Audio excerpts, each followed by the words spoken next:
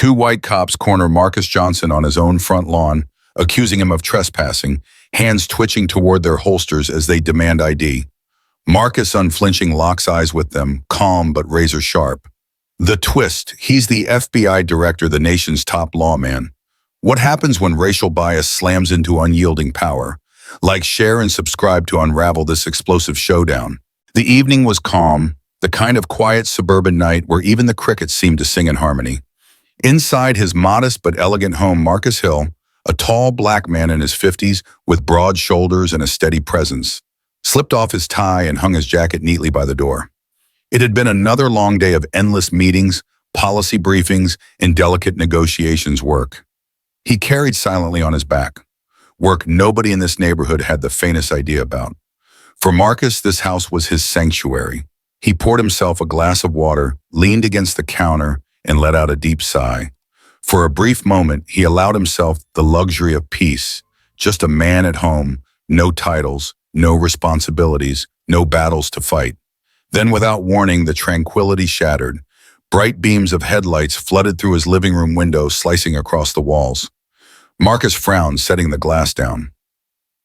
The sound of a car door slamming echoed in the night. Out on the driveway, two white police officers emerged. Officer Blake, sharp-jawed and cocky, walked ahead with the swagger of someone who already believed he owned the ground he stepped on. Behind him was Officer Turner, younger, quieter, but with the kind of gaze that followed his partner's lead without question. Blake cupped his hands to his mouth and shouted toward the porch. "Hey, you there! What are you doing on this property?" Marcus stepped outside, calm but puzzled, the warm light from his porch outlining his frame. "Excuse me?" he asked evenly. "This is my home." Blake smirked, exchanging a quick glance with Turner. "Your home? That's funny. We got a call about a suspicious black male trespassing. Matches your description perfectly." The words cut sharp, deliberate. Marcus inhaled slowly, refusing to let his temper surface. "I live here. My name is Marcus Hill. You can check the records if you'd like." Turner muttered, "Always the same story," shaking his head. Blake stepped closer, his hand resting on the holster of his gun, not drawing, but enough to remind Marcus of the power imbalance. "Let's see some ID." "Then, right now," Blake barked. Marcus's jaw tightened. Inside, a storm brewed, but he kept his voice measured. "I came from work. My wallet's inside. You can wait here while I get it." Blake narrowed his eyes, leaning in just a little too close. "How convenient. You just forgot your ID. Listen, buddy, trespassing is a crime. Don't make this harder than it has to be."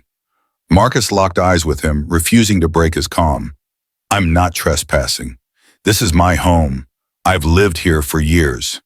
The silence stretched heavy. Turner shifted uncomfortably, but Blake's smirk widened, feeding off the tension. Then came the first snap of escalation. Blake suddenly grabbed Marcus by the arm, twisting it sharply. The porch light caught the veins standing out on Marcus's forearm as he instinctively tensed. "What do you think you're doing?" Marcus demanded, his deep voice steady but edged with fire. Blake sneered, tightening his grip. "Exactly what it looks like. You think standing there all calm makes you innocent. I've seen your type. Too quiet, too smug, like you're better than the law." Marcus stood firm, refusing to be yanked forward. "Take your hand off me." The words weren't shouted, they were controlled, almost whispered, but the weight behind them was undeniable. For the first time, Turner hesitated. His eyes flickered between Blake's grip and Marcus's unflinching stare. Something about Marcus didn't fit the picture painted by the suspicious trespasser call, but Blake, fueled by arrogance, only pulled harder. "Don't test me. You're going to regret that tone." Marcus exhaled through his nose, forcing himself not to react. With the strength he carried, the authority he commanded, in a world these officers couldn't begin to imagine. Instead, he let the absurdity hang in the air. The vision of a black man accused of trespassing on his own porch. The crickets had gone silent now.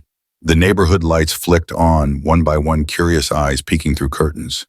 In that charged moment, calm clashing against aggression, dignity against prejudice, the audience could already sense this was no ordinary misunderstanding. This was a spark, and the fire was just beginning. The flashing red and blue lights spread across the quiet street, painting the tidy houses in a harsh glow. Within minutes, curtains began to shift, and front doors creaked open. Neighbors stepped outside, whispering, phones in hand, curiosity tugging them closer to Marcus's yard. At first it was just murmurs, but the murmurs carried weight. A middle-aged man in a polo shirt muttered under his breath, "What's he doing here at this hour?" Another woman whispered to her friend, loud enough to be heard, "You think he really owns this place? Looks out of place, doesn't he?" The crowd grew, faces illuminated by the cold glow of phone screens. Some lifted their devices, recording as if this were entertainment, not a man's dignity, unraveling under flashing lights. Mrs. Dalton, the oldest neighbor on the block, stepped forward. Her voice cracked with disbelief, sharp and cutting. "Officers, are you sure he lives here? I've seen him around, but, I mean, really, this house." Her words hung in the air like poison, feeding the doubts already festering among the crowd. Marcus didn't flinch. His hands remained steady at his sides, his breathing calm but controlled.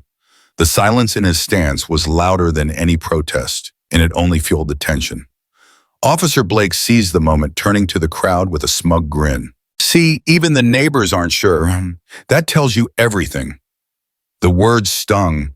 The line between authority and prejudice blurred in that instant, and the air grew heavier. From the back of the crowd, a small voice broke through. A boy no older than 7 clutched his mother's hand, his eyes wide with innocence fixed on Marcus. "Mom," he whispered, though everyone could hear, "why are they tying him up in his own yard?" The mother froze, her lips pressed tight, unable to answer. That one question, so pure, so piercing, cut deeper than any insult.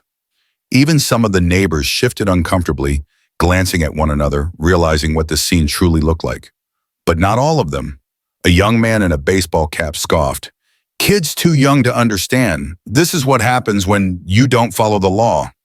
The divide was clear now, some siding with the uniform, others awakening to the injustice unfolding before them. Marcus finally raised his head, his eyes locking with the boys. He said nothing, but the look he gave carried weight, a mix of sorrow, strength, and restraint. It was a look that said, "I see you. I won't break. Not here, not now." The crowd leaned in, waiting for him to speak, to shout, to resist. But Marcus chose silence. And that silence unsettled everyone, the officers, the neighbors, even the boy holding his mother's hand. Officer Turner yanked Marcus's wrist tighter, snapping at him, "What, you got nothing to say for yourself? Playing the quiet type, huh? That won't save you." The harsh grip left a red mark blooming across Marcus's dark skin. Yet still he remained calm, standing tall though bound. And in that stillness, the tension thickened. The neighbors weren't just watching anymore. They were part of it.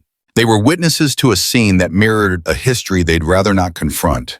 Suspicion, humiliation, and the quiet dignity of a man who refused to give them the outburst they were pushing for.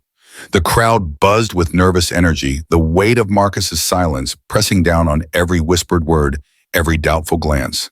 It was no longer just a police encounter. It was a mirror held up to the entire community.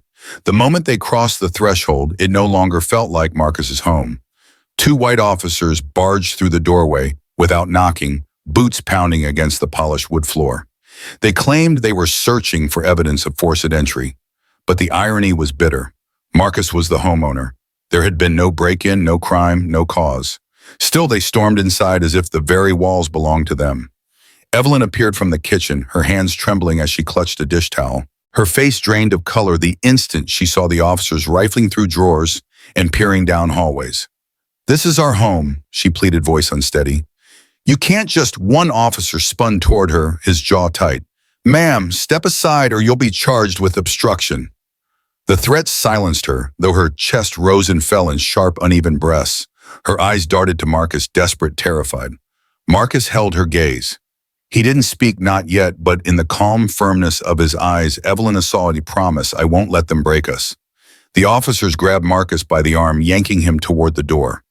Evelyn stumbled forward instinctively, her hand reaching out, but she froze when another officer raised a hand toward his cuffs as if to warn her, "One more step and you're next." They dragged Marcus out of his own living room, past the family photos on the wall, past the door frame he had painted with his own hands. Outside, the crowd had grown larger. Neighbors stood shoulder to shoulder now, their voices no longer hushed. "This is his house," someone shouted. "He didn't break in. He lives here," another yelled, their anger rising with every second. Some filmed with shaking hands, others just watched in disbelief. Children clung to their parents' legs, eyes wide as if trying to understand how a man could be arrested in the very place that bore his name on the mortgage. Evelyn's cries cut through the noise. Her voice cracked raw and desperate. You can't take him. This is his home, but the officers didn't pause. To them, Marcus was already reduced to the sound of clinking handcuffs and the weight of their grip on his arms. And that's when it hit me. This wasn't just an arrest. It was a performance, a public shaming. They weren't just dragging Marcus out. They were sending a message to every black family watching. Even your home isn't safe. Even your dignity can be taken. The crowd's outrage grew, but so did the silence between Marcus and Evelyn. Their eyes locked one last time as he was forced toward the waiting cruiser. In that silence was something stronger than words, a vow that the truth would not stay buried forever. The back of the cruiser was colder than it should have been. The steel cuffs dug into Marcus's wrists, and the plastic seat beneath him creaked every time the car turned. To anyone passing on the street, he looked like just another man in custody. But to those of us who saw the whole scene unfold, it was clear this wasn't justice. This was humiliation served cold. In the front seats, Officer Blake gripped the wheel with one hand while the other tapped against the dash in rhythm with his words. He chuckled low, then said, "You see that crowd? That's what happens when you put a man like him in his place." Turner leaned back in the passenger seat, turning halfway to glance at Marcus through the wire mesh. His smirk was cruel, the kind that dared you to respond. "Yeah, bet he'll think twice before stepping out of line again. A night in a cell ought to remind him where he belongs." Their laughter filled the cruiser, sharp cutting like knives against glass. But Marcus didn't answer. He didn't rise to their bait. He sat with his back straight, shoulders squared, his eyes fixed on the window. The flashing city lights streaked across the glass as the car moved through the streets, casting quick shadows over his face. And in that silence, something shifted. Blake and Turner thought they were proving dominance, but the quiet dignity in Marcus's posture told another story. He wasn't broken. He wasn't pleading. If anything, he looked untouchable, like a man holding a truth they couldn't see. Turner's voice hardened. "What cat got your tongue? Or maybe you know better than to mouth off now." Still nothing, not a word, just that calm gaze on the passing lights. And here's the thing, sometimes silence can be louder than shouting. It unsettled them, though they'd never admit it. Because Marcus's quiet wasn't fear, it was defiance. The kind that made you wonder who you were really dealing with. By then, word of the arrest was already moving faster than the cruiser itself. One of the neighbors, an older man with shaky hands but steady conviction, had filmed everything on his phone. From the moment the officers barged into Marcus's home to the second they dragged him out. Within minutes, that video was online. At first, it was just a handful of shares, angry comments, calls for justice. But soon, the ripple spread wider. The story wasn't just local anymore. It was traveling, finding its way into feeds and timelines, stirring questions far beyond that quiet neighborhood street. And Marcus, sitting in the back seat, seemed to know it. He hadn't seen the phone, hadn't heard the shares climbing, but there was something in his stillness, in the steady way he breathed, that felt almost deliberate, like he was waiting, like this was all part of something bigger. Blake turned up the radio, country music spilling through the speakers, trying to drown out the tension. But the truth was, the silence in the back seat was heavier than the noise. Turner shot one last glance at Marcus and muttered under his breath, "Arrogant." But it wasn't arrogance. It was strength. The kind of strength that comes from knowing who you are, no matter how others try to strip it away. The cruiser rolled on toward the station, its sirens off its prisoners and captors locked in a strange, quiet battle of wills. The officers thought they were in control. But to anyone who looked closely, the power didn't sit in the front seats at all. It sat in the back, in the silence, in the man who refused to bow. The fluorescent lights inside the station hummed faintly, casting a pale glow over the booking room.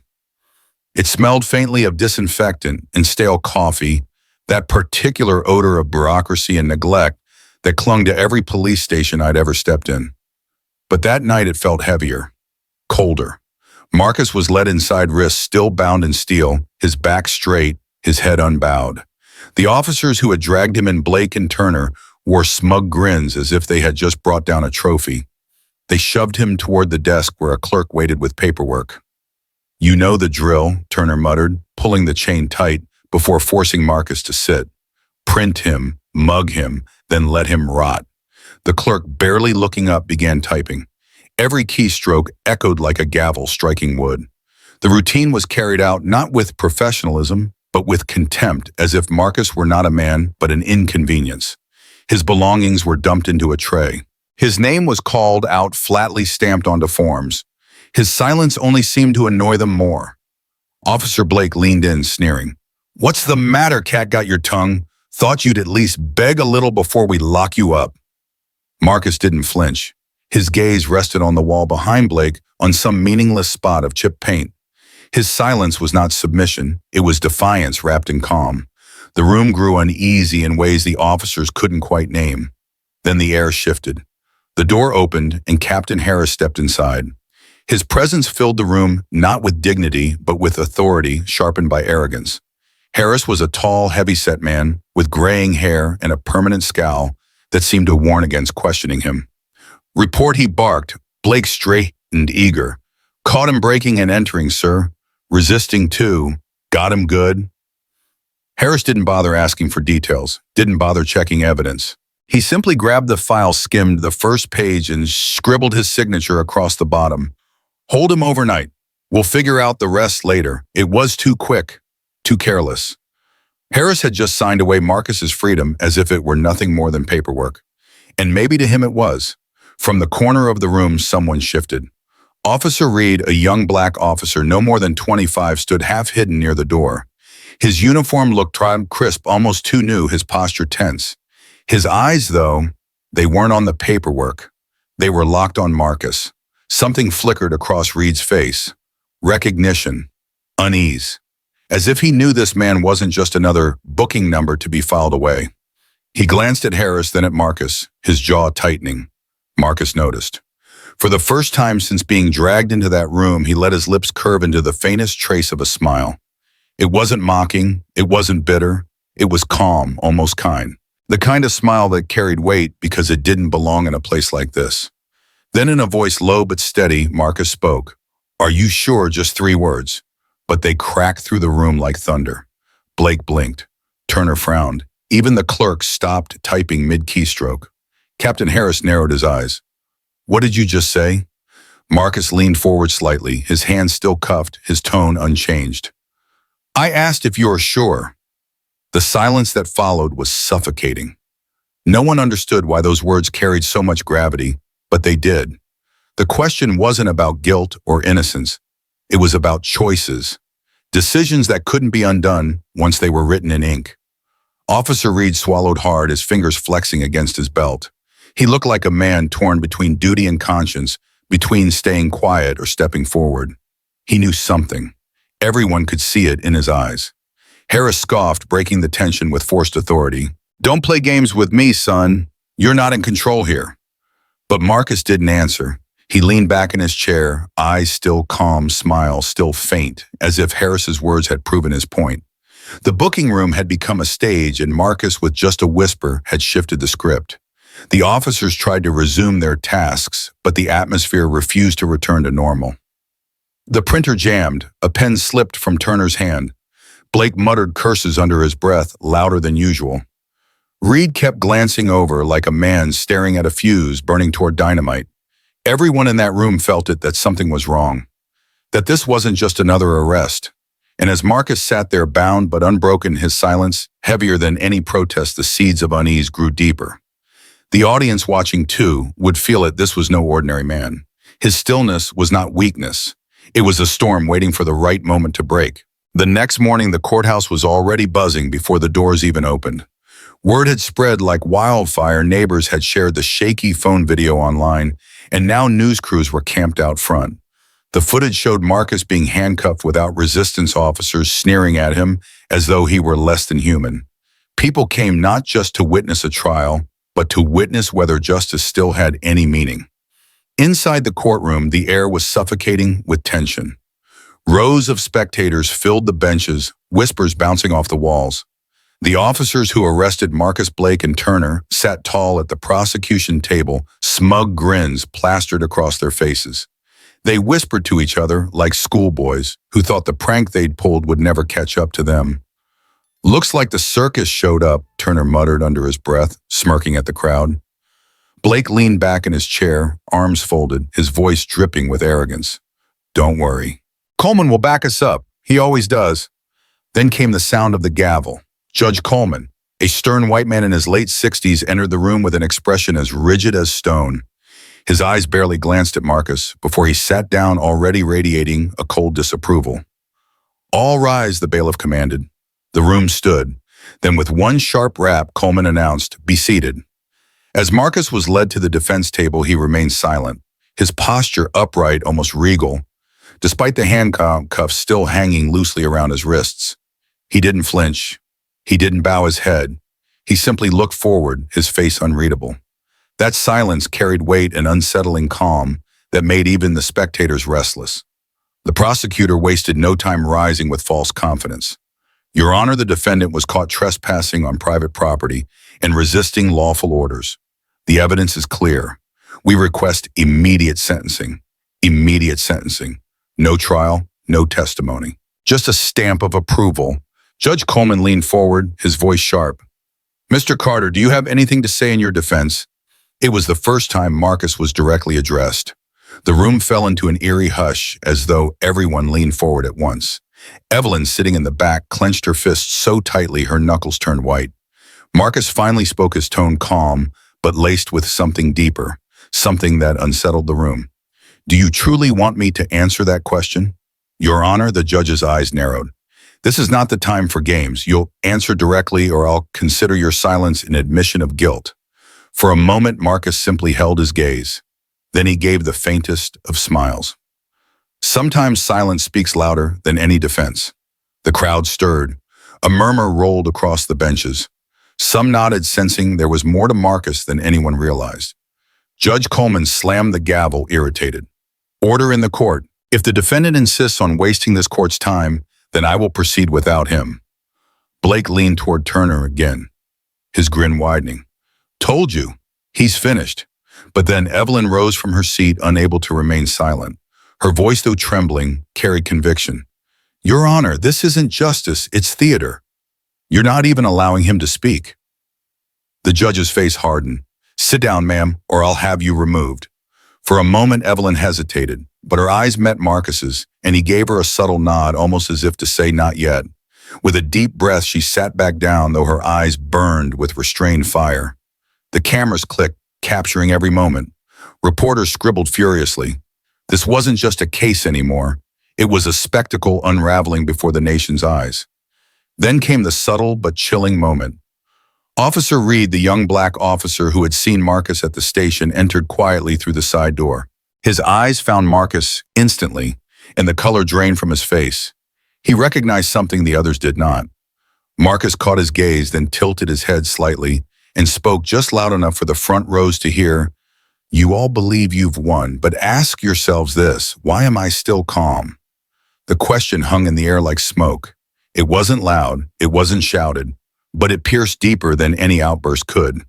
And for the first time, the arrogance on Blake's face faltered. The courtroom was heavy with arrogance that morning. The officers sat forward in their seats like men ready to bask in a victory they believed already belonged to them. Their lawyer droned on, painting Marcus as a trespasser, a troublemaker who had refused lawful orders. Every word felt rehearsed hollow, yet laced with confidence. Judge Coleman leaned back in her chair, eyes cool and unimpressed with Marcus.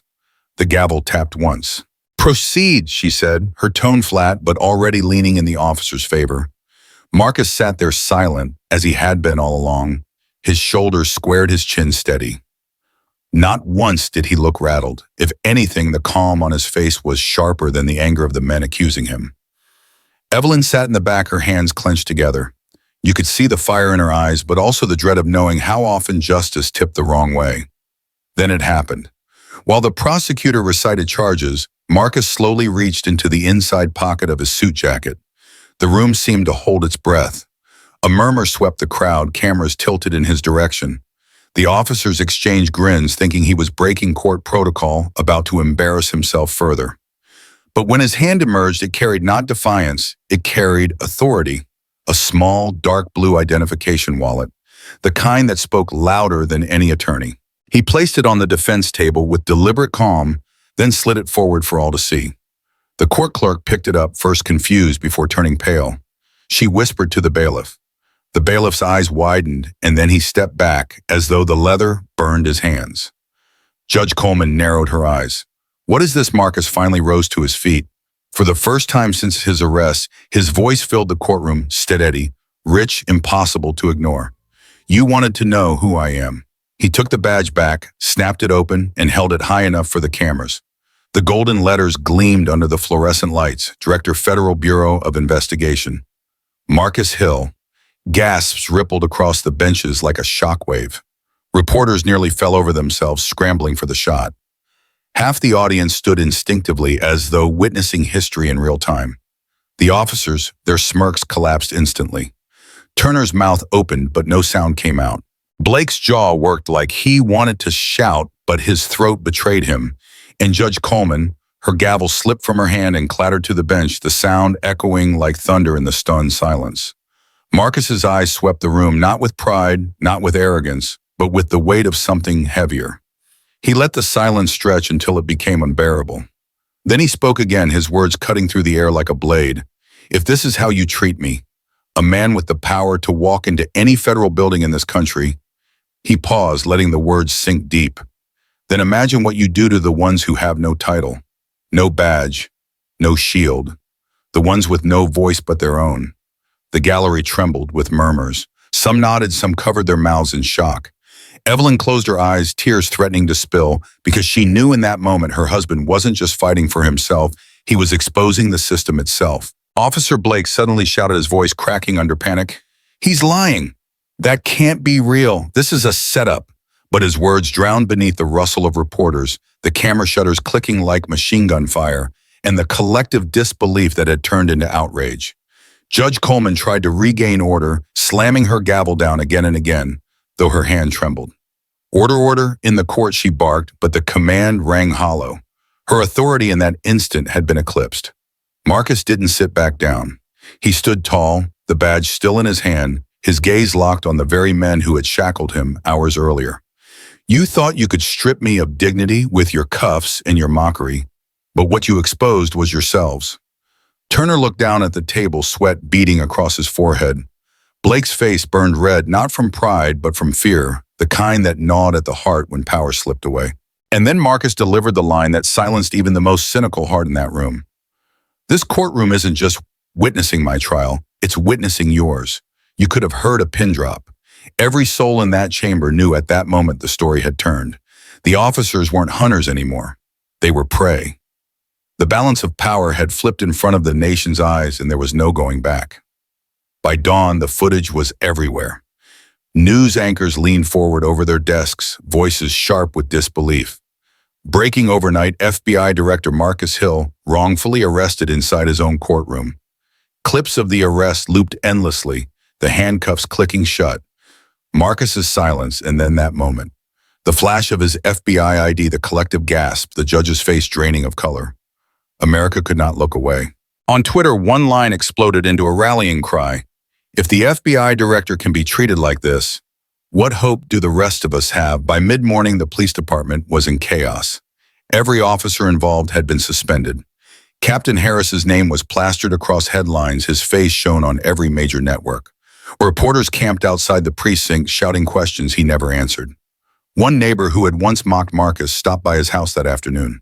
His voice trembled as he stammered, I didn't know, Marcus. I thought you were just a regular guy." Marcus looked him dead in the eye. His reply was soft, almost too soft. "That's the problem, isn't it? You only respect me now because of a title." The man lowered his head, unable to respond. That evening, Marcus stepped onto his porch. Reporters surged forward, microphones, raised cameras, blinking like fireflies in the dark. Evelyn stood beside him, her hand locked into his. She said nothing, but her presence was unshakable, calm, proud, unbreakable. Marcus's voice cut through the crowd like steel wrapped in velvet. "I will not let this story be written as if I am the victim," he began. "Because I am not. What happened to me is the daily reality for millions who don't carry a badge, who don't wear a title. I am not standing here for myself. I am standing here for them." He paused. The only sound was the clicking of cameras. "I was mocked, restrained, and humiliated. Not because I broke the law, but because of the color of my skin. If this system can do that to me, what chance does a young man on a street corner have? What chance does a mother driving home have? What chance does a veteran in uniform have? A reporter shouted from the crowd. Director Hill, what's your message to the officers who did this? Marcus's eyes hardened, his jaw tightening just slightly. My message. Look at yourselves in the mirror tonight. And know that what you did has exposed the very sickness you were sworn to fight. You didn't just put me in chains, you changed your own integrity. The words hit like a hammer. Even the reporters, seasoned and cynical, fell silent. Another voice broke in, trembling.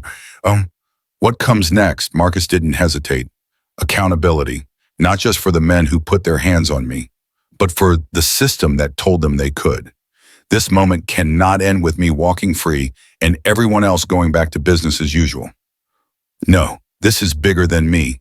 Much bigger. Evelyn gripped his arm tighter. Her eyes glistened under the camera lights, but there was fire in them. She leaned in close and whispered through the microphone, still caught it, they tried to break you. But tonight the world sees who truly broke. The press went wild, shouting, flashing, pushing forward.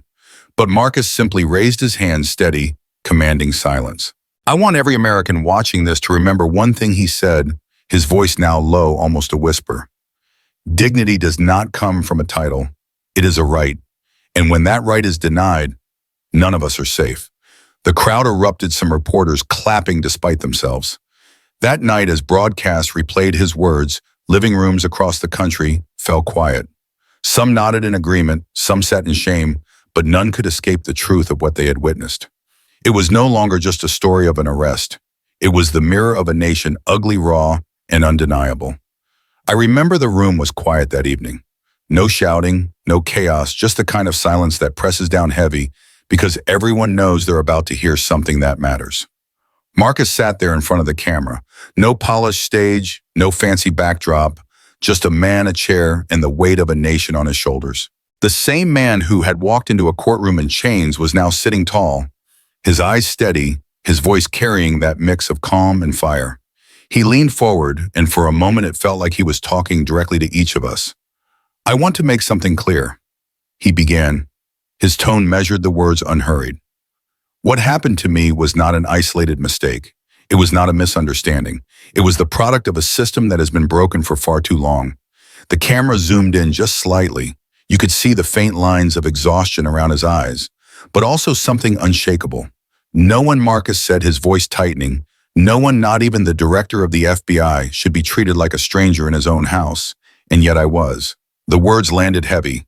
He paused, letting them sink in. This isn't about rank. It isn't about titles. It's about humanity. Because if the highest office in federal law enforcement can be disrespected, then what chance does the young man walking home at night have? What chance does the woman pulled over for a broken taillight have? What chance does the veteran wearing his country's uniform have? He let that question hang. You could almost feel the country holding its breath. Then he shifted softer now, almost pleading. This cannot end with outrage. Outrage fades. What we need is reform. What we need is accountability. What we need is to finally say enough. For a moment, the camera caught his wife, Evelyn, standing just off to the side. She wasn't speaking, but her presence spoke volumes. Her eyes never left him, steady and fierce like she had carried half his burden all along. Marcus turned back to the lens, his voice sharpening. I am not here tonight as a director. I am here as a husband, as a father, as a black man in America. And I am telling you, this fight is not about me. It is about us, all of us. He leaned closer and his voice dropped almost a whisper. The measure of justice is not how it treats the powerful. It's how it protects the powerless. That line, people would quote it for weeks. It was clipped, shared, turned into headlines. But in that moment, it was raw and alive, like the kind of truth you can't polish or rehearse. When he finished, he didn't shout. He didn't raise his hands. He simply sat back, folded his fingers together, and let silence do the rest. And that silence was louder than any applause. The reaction was immediate. Churches lit candles. Marches filled the streets. Black, white, young, old, standing shoulder to shoulder. Not in anger alone, but in unity. Signs lifted into the air carried his words. Dignity is a right. No more strangers in our own house. It was as if the whole country had been waiting for someone to say what they already knew, but hadn't found the voice for. And Marcus had given them that voice. The next morning, lawmakers began speaking of hearings. Civil rights leaders called for new legislation. Even some officers, those who had spent their lives inside the badge, stepped forward and admitted quietly that he was right. But what I'll never forget wasn't in the halls of Congress or on the news broadcasts. It was outside the courthouse just a few days later. Marcus and Evelyn walked out together. No cameras this time, no podium, just the two of them hand in hand. The sun was setting, spilling gold across the courthouse steps. He paused for a moment at the top, looking out, not at reporters, not at officials, but at people. Ordinary people who had gathered in the hundreds. Some were clapping, some were crying, many just stood in silence watching. And then he smiled. Not wide, not for show, just that quiet, tired smile of a man who knew the fight was far from over, but also knew he wasn't fighting alone anymore. He squeezed Evelyn's hand, and together they stepped down into the crowd. The light caught them as they moved, bathing them in that soft orange glow of late afternoon. It wasn't just two people leaving a courthouse. It felt like something larger. Like hope itself was walking down those steps. Because in that moment, the message was clear. This was never just about Marcus Hill. It was about what America chooses to be when the chains come out. About whether dignity and justice are reserved for the few or promised to us all. And as the sun dipped lower, people didn't see a director or a victim. They saw a man who had been humiliated, who had risen, and who had dared to turn his pain into a mirror for the nation. That image, the man and his wife walking into the light, stayed with me. And I think it stayed with everyone who saw it, because for the first time in a long time, it didn't feel like the end of a case. It felt like the beginning of change. And that, my friends, is the heart of this story. It's not just about Marcus or a courtroom twist. It's about what justice really means. It's about dignity, equality, and the reminder that no one should ever be treated as less in their own home, their own country, their own skin. If this story moved you, I ask you to do 3 simple things like this. Video, share it with someone who needs to hear it, and subscribe to our channel, Mr. Max Stories. Every click, every share, every word of encouragement means more than you know. It's what fuels us to keep creating stories that shine a light on truth, justice, and the power of the human spirit. Here at Mr. Max Stories, we believe stories are more than entertainment. They are memory, they are voice, they are change. So when you think of us, think of that a place where every story leaves a mark. Thank you for being part of this journey. We'll see you in the next story.